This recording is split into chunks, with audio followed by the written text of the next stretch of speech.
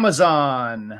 And is there still room for growth in this massively growing great company from these past 2 decades? Paulina's here today to break this down. So let's get right to the opening bell.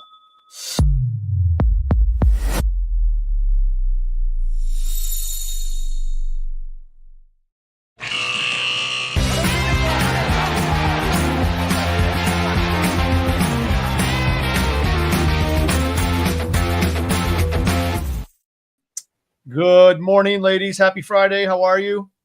Hey, guys. Friday. Happy Friday. We're back to different colors. I like it. No more Barbie Mollies. That's good. Back to my black. Back in black.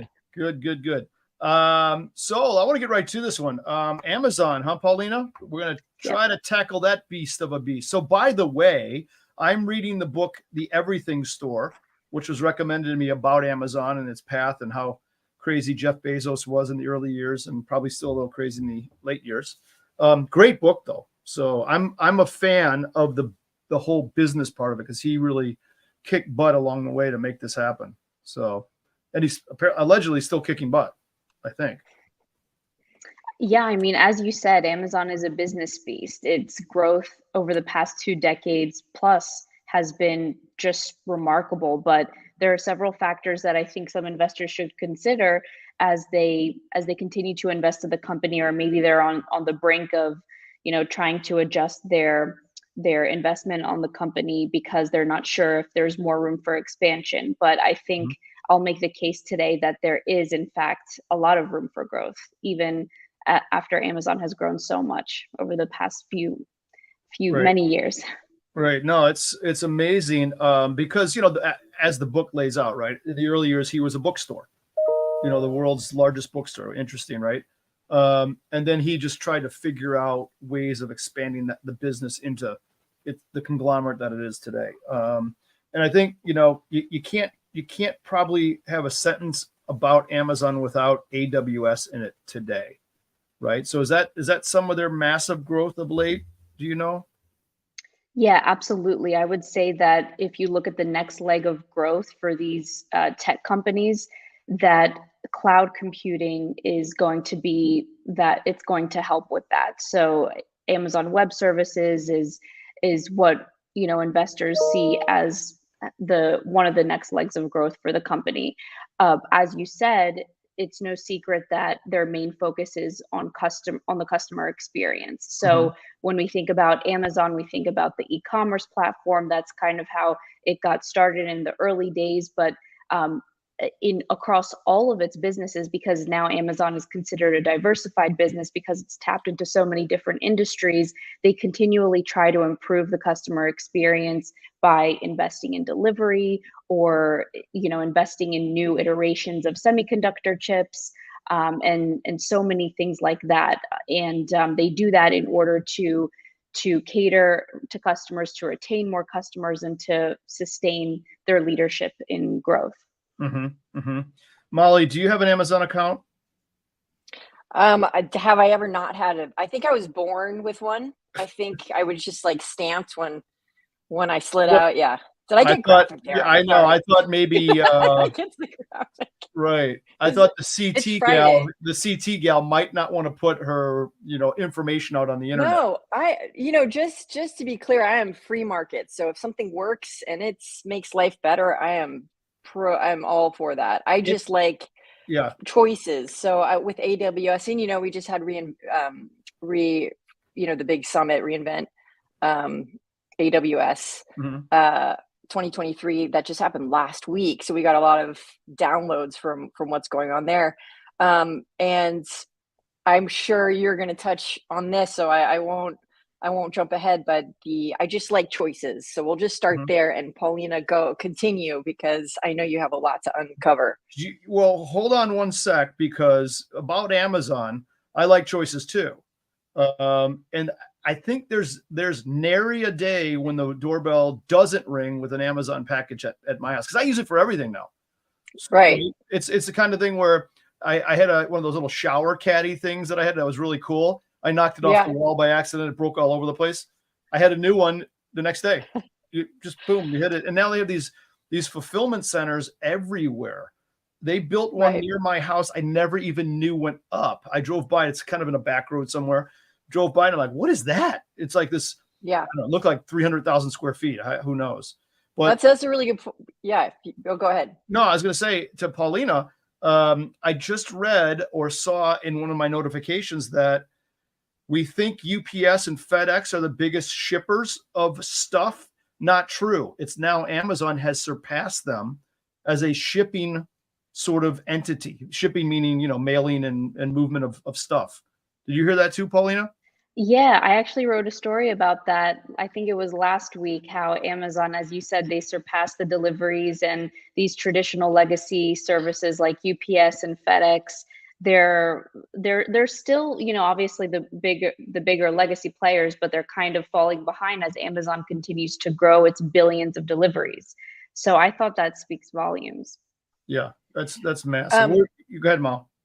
Yeah, so that brings up a really interesting dichotomy where there's on the front end, there's so many choices. So Amazon, you can shop, and then AWS, there's all these, platforms where you can start to build your own AIs and so many choices, so much freedom on the front end.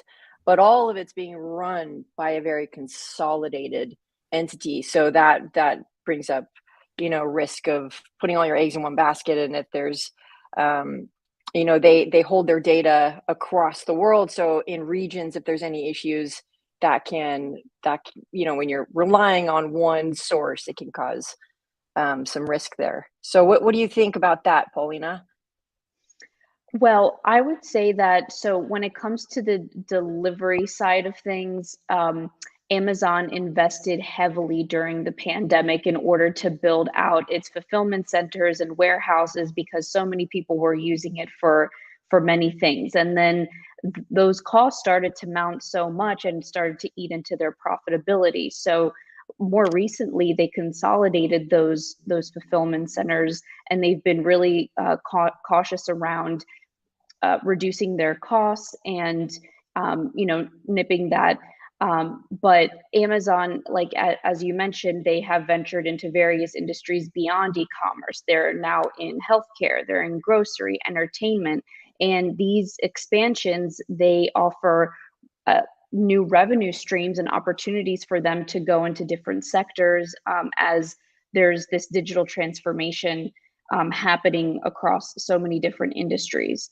So I'll stop there. And yeah. So you mentioned, they've expanded into everything, right? So and hence the everything store name of the title, right? What do you think? And I don't expect you to know this necessarily, but I'm spitballing too. What was the reason for the Whole Foods purchase? Because that's a bricks and mortar kind of thing. It's not like you can, groceries, I get it. You can do it, over the internet a little bit, like what do you call it? What are those things called? Instacart or something like that. But it doesn't seem like that's the primary reason for that purchase. I still haven't figured out why he went down that path for food, and that sort of thing, it's got a shelf life. Molly knows. You don't want to hear my answer. You don't want to hear my answer. Oh my God. Let's hear it, CT. You don't want to hear my, you go first, Paulina. Oh, I really want to hear Molly's answer. I guess you go first. I'll get mine out of the way because I don't think it's anything too exciting. I believe that, Amazon just wants to be able to penetrate as many markets as it can. It's trying to be the one-stop shop for everything. It recently got into a partnership with PillPack, so it's expanding its pharmacy offerings.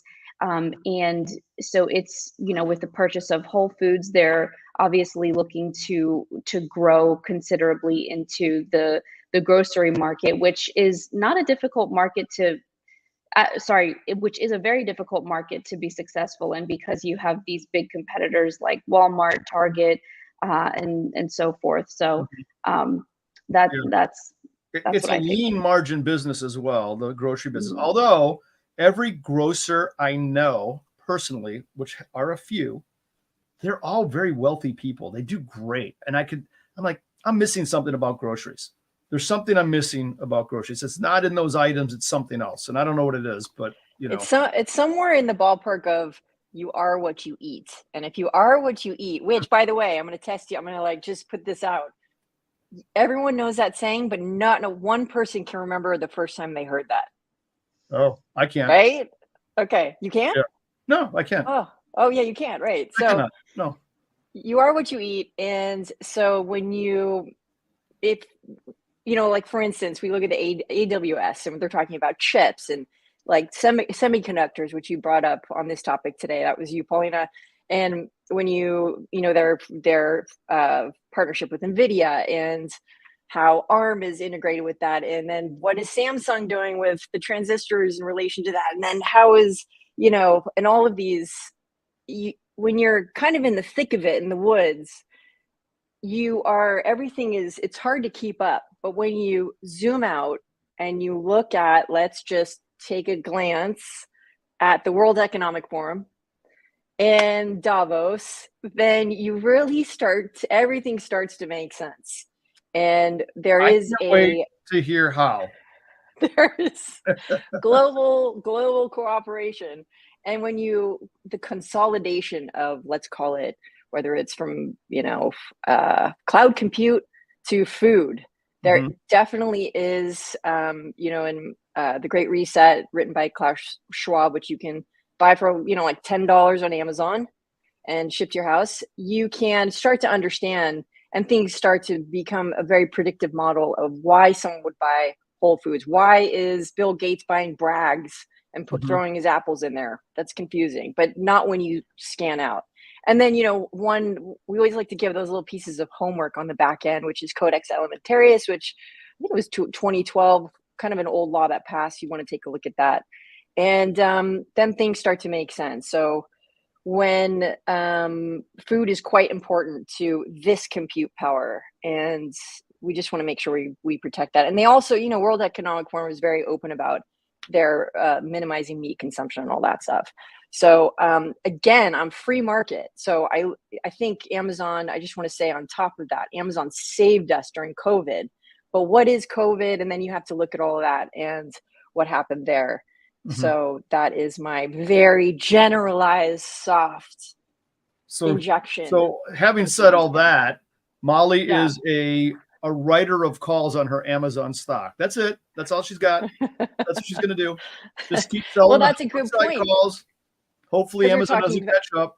What's that? Yeah, we're talking value trading. So sure, investment in certain stocks make absolute sense, but where do your investments actually may have an impact, when it's collective. So we just want to look at that. Yeah. Paulina, Amazon is about, I know you don't probably do this and make or predictions, but it's about $145. I mean, could you see this getting to $200? Is it that kind of a deal potentially? I mean, I would not be surprised, by the way, quite frankly. Well, I would say that there is room for growth. And when a company grows, inevitably its stock grows with it. And I think Molly alluded to this. She mentioned the reInvent conference. It's Amazon's annual cloud computing conference, and they announced some really exciting technological innovations. They're at the forefront of AI and machine learning, robotics. All these are key things that are really driving the economy, that have driven the economy in 2023. And these technologies are really important because they're used by individuals like us, businesses, and IT professionals and so forth to increase efficiency in different business operations. They also help improve the customer experience. So there's so many possibilities that the technologies that Amazon has can be applied to, which makes their services so valuable, and why AWS is seen as such a valuable entity of the Amazon ecosystem as a whole. And as I mentioned at the conference last week, they unveiled these new iterations of semiconductor chips, and they're supposed to be faster in processing speeds. And they also announced an expanded partnership with NVIDIA. And of course, NVIDIA is the leader when it comes to the highest end of semi chips. So all of this is proof that they're at the forefront of generative AI innovations, and customers want to want a piece of whatever Mhm. they're delivering. So Sure. Well, that's what's happening there. yeah, the everything store. What can I say? Do you think the streaming business will have legs? It seems like Disney's had some setbacks with streaming. Some of the others as well. I mean, Netflix goes up and down. Obviously they've got a great product, but is that kind of a burn the frontier sort of item for Amazon, the streaming part? First, let me say, sorry, a little annoying that they took Thursday Night Football. Just saying. Because any bar you go to, you can't watch it. No one has an Amazon Prime account. So, oh, wait a minute. That's no good. So you can't watch Thursday Night Football because they picked that up. But anyhow, I'm sure they'll figure out a success story here. What do you think, Pauline? Anything? Yeah, I think they're also looking to expand their streaming business as well. I know that they're putting in new TV shows. They're trying to attract more customers there, more subscribers. I think one of the ways they're doing that is by bundling their streaming into the Amazon Prime services. Mhm. That is, another value add to the value proposition of the Amazon Prime subscription. So if they want, more subscribers, I think they need to enhance their offerings, not only in e-commerce, but in streaming and in other areas of the business as well. So I think we're going to be seeing a lot more from the streaming front from Amazon. Yeah. And Charter just put out, I think it was today, a really great graphic on that they're more than doubled even the highest streaming platform out there. So they really are under Prime, like you said, Paulina. I think the really thing to look at is AWS, and they are this. I think it's a great idea to go back and see some of these key speakers that happened last week to get an idea, because what I'm seeing here is AWS, NVIDIA, and they're all using the ARM designs. And ARM doesn't produce; they're just ARM, license out their designs, which is a good model for ARM. And we kind of have to look towards supercomputers. So and NVIDIA announced on stage that they had 3,000 exascale supercomputers, and most countries have like one. Mhm. And so it's a huge compute power. But just to put that in perspective, I'm just going to read this. As of today, December 2023, the fastest quantum computer in the world is the Sycamore, a 54-qubit quantum processor developed by Google AI. Sycamore can perform certain calculations up to 100 million times faster than the Summit supercomputer, which is it's one of the world's fastest, largest classical computers. So that's qubit versus ones and zeros, and binary. And so that then begs the question in security. So, and then you have to go, then that tips the jar over on how is Bitcoin going to perform in the face of that. So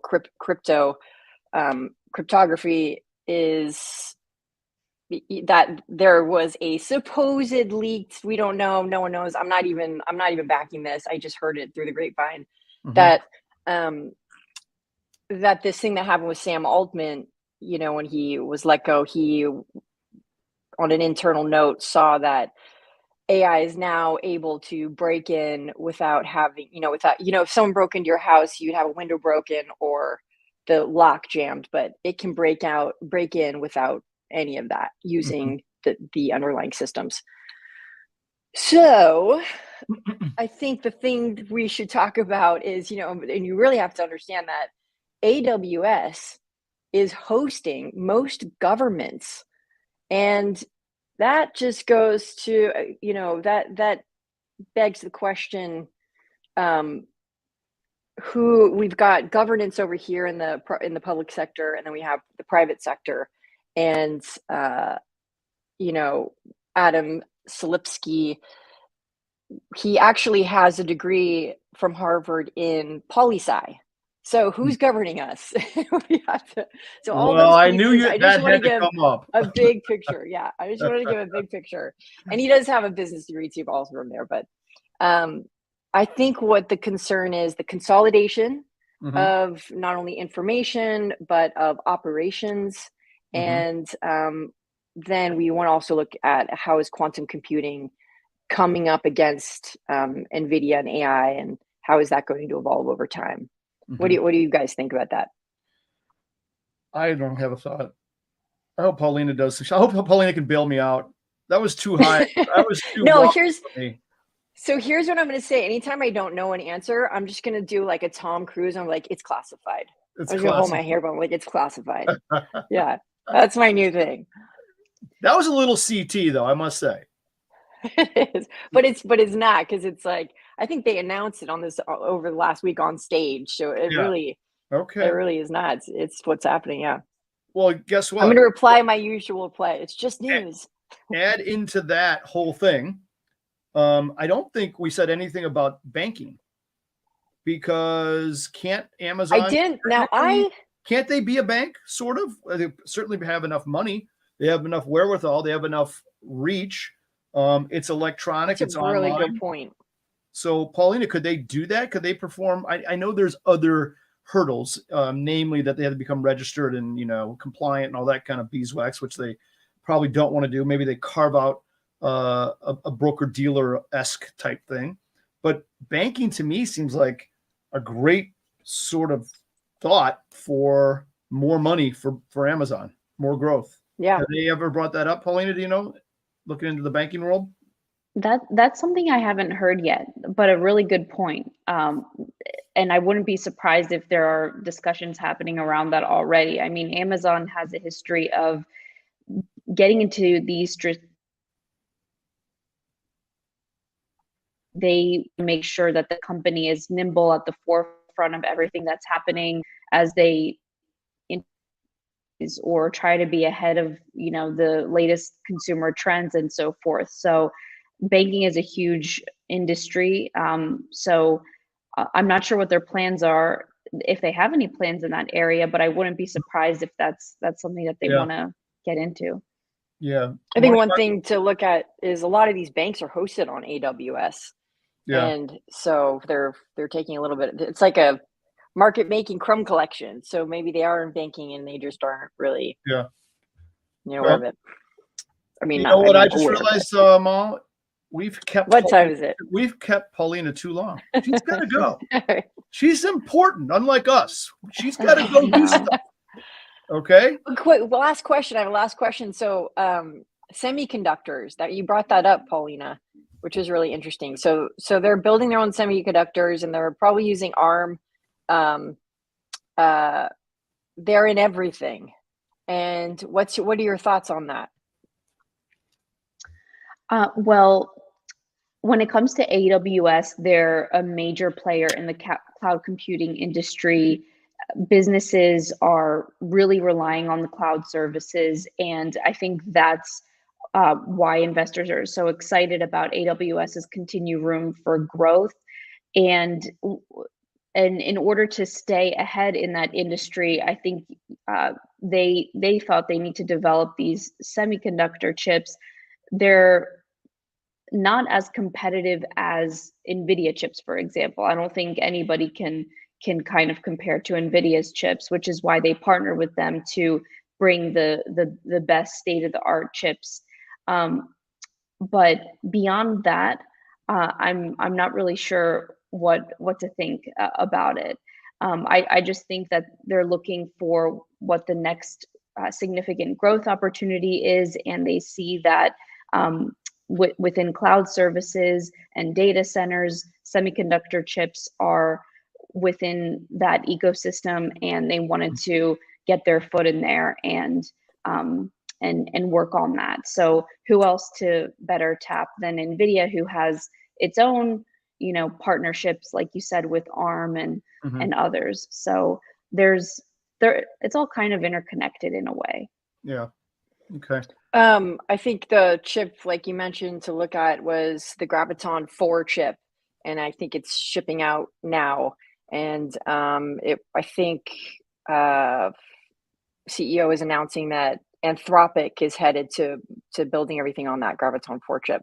So Anthropic is one of those AI companies that are kind of, I think they produce Claude, and they're up and coming. And if you look back in the history of Sam Bankman-Fried and who he went to school with at MIT, some of the guy, it's all kind of in that same family. You have to dig deep, but he's connected there. So thanks, Paulina. And it's going to be a wild ride. This thing feels like it's really speeding up. So this AI and quantum and these chips and these H100s and the H200s and what are some tips for people to keep up with the research, and what are some juicy places? How do you find the signal through the noise and all of that? Yeah, that's a good question, because this industry it gets really difficult to understand quickly. And if you want to kind of understand what's happening with the semiconductor industry, I think that just understanding what their role is within the economy is really important, because it goes beyond what's happening in the US. Semiconductors are a key driver for the global economy. So I think if you start there and kind of understand who the players are, it even gets into politics, like the tensions between the US and China. At the center of that, believe it or not, is what's happening in the semiconductor industry, because it's such an important commodity right now. So just kind of follow the trail of money, and that kind of tells you what the story is. Follow the money. Great tip. That's and right. I don't know if you have time, but just for us blondes, a semiconductor, it is, conductor and insulator, and it's somewhere in the middle. And so if you think of transistors is more like the faucet on conductivity, so turning it on and off. And silicon is the mostly used in semiconductors. Is that correct? I mean, is that somewhere? I'm just gonna say yes. That's so far above my head. Yes, that's what it is. Right. And just because we're talking about Amazon, their main AI is called Lex, behind Alexa. So are you real, Lex? We're not sure. You never know. I could be AI. You never know. You could deep fake. All right, let's let Paulina go. Paulina, all right. Have a great weekend. Thanks for the Amazon rundown. We appreciate it. We will see you next Friday. Have some fun this weekend in wherever you are. I almost said where you are. I'm not going to say that, because then all of a sudden I don't want to reveal that. Don't give away locations. Don't give away locations. She's a frontline reporter. Thank you so much. Right. Okay. Have a great weekend. Next week. Bye, Paulina. Bye, Paulina. Bye. Hi, Mal. All right. Hello. So that was timely. That was timely, right? Yeah. That you have to read the book, The Everything Store. It's really interesting. I thought. Yeah, there's also that documentary, so I was gonna hit that up and check it out. And then Max, I'm married to Max, and Max, I don't know if you know this, but he has digested so much material, and it's all in his brain. And so if you can just ask him questions, he's here. So come in and chat, and he is actually a human Google. Nice. We're not sure if he's AI either, but he has a wealth of info. Yeah. All right, Ma, we got to run. That was a long one, but it was good. I will see you next Wednesday.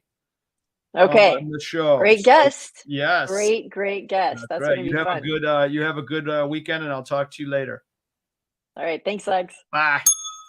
Bye.